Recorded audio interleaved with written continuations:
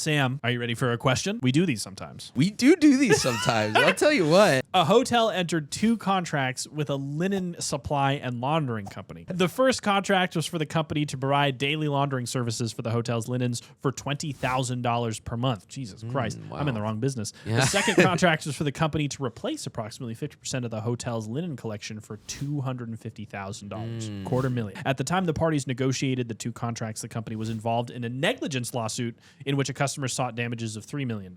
1 week after entering the contract, the company received an unfavorable ruling in the lawsuit, exposing it to a judgment of more than $2 million. The company was forced to cut staff and discontinue its linen replacement services to gather sufficient funds to cover its liabilities. The company contacted the hotel saying that it could continue to launder the hotel linens but needed $40,000 per month. The company could use its small remaining inventory of linens to replace 50% of the hotel's linen collection for $300,000.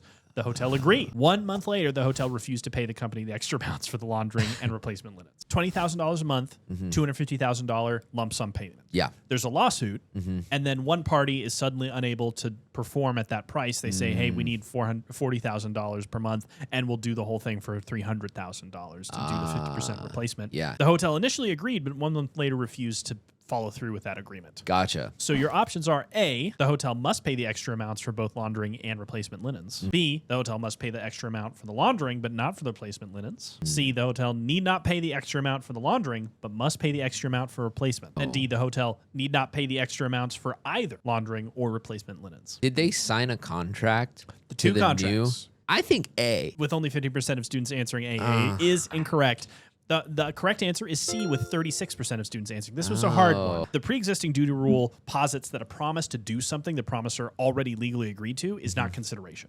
The rule arises frequently when the contract is modified. The common law rule is that a modification to an existing contract is unenforceable without a new bargain for exchange, that is, new consideration on both sides. However, even under the common law, a modification is enforceable without new consideration if the modification is fair and equitable in light of new developments that the parties did not foresee when they made the contract.